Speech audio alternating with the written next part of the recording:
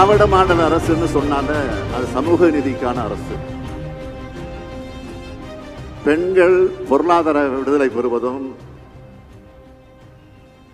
இளைஞர்கள் கல்வி உரிமை பெறுவதும் தான் சமூக நீதியை நோக்கிய நம்முடைய பயணத்துக்கான அடித்தளம். அதனாலதான் இந்த ரெண்டுக்கும் அரசால் என்னென்ன உதவிகள் செய்ய முடியும்னு பார்த்து பார்த்து செய்கிறோம். பொருளாதார விடுதலைன்னு எடுத்துக்கிட்டா பெண்களுக்கு பேருந்துல கட்டணம் இல்லாம பயணம் செய்யக்கூடிய வசதியை உருவாக்கி கொடுப்போம்னு வாக்குறுதி கொடுத்தோம். சொன்னபடியே முதலமைச்சரானதும் நான் போட்ட முதல் கையெழுத்து விடியல் பயணம் திட்டத்துக்கு தான்.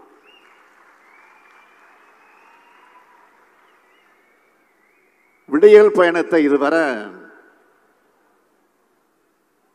518 கோடி முறை பெண்கள் பயன்படுத்தி இருக்காங்க. அதேபோல் மகளிர் வாழ்விற்கு விடியல் தரும் கலைஞர் மகளிர் உரிமை திட்டம், இந்த திட்டம் மூலம் 1,15 லட்சம் பெண்களுக்கு மாதம் 1000 ரூபாய் கொடுத்துட்டு வரோம். கல்வி உரிமைன்னு எடுத்துக்கிட்டா குழந்தைகளோட பசியை போக்கும் காலை உணவு திட்டம். இந்த திட்டத்தால 20,73,000 மாணவர்கள் தினமும் வயிறார காலை உணவு சாப்பிடுறாங்க. அடுத்து நம்முடைய பயணத்தையும் லட்சியத்தையும் எதிர்காலத்துக்கு எடுத்துட்டு போற இளைஞர்களுக்காக தொடங்கப்பட்ட திட்டம் நான் முதல்வன் திட்டம். இதுவரை 28 லட்சம் மாணவர்களுக்கு பயிற்சியும் கொடுத்து வேலை வாய்ப்பு பெறுவதையும் உறுதி செஞ்சிருக்கோம். மாணவிகளுக்கு எடுத்துக்கிட்டா புதுமையான புரட்சிகரமான திட்டமா செயல்படுத்திட்டு வர புதுமை பெண் திட்டம்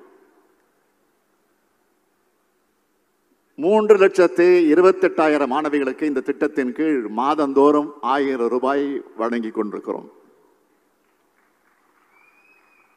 புதுமை பெண் திட்டத்தில் மாணவிகள் பயன்பெறாங்கள, எங்களுக்கு அப்படி கிடையாதான்னு ஆண் மாணவர்கள் கேட்டீங்களா இல்லையா? அந்த கோரிக்கையை ஏற்று உருவாக்கப்பட்ட திட்டம்தான் தமிழ் புதல்வன் திட்டம்.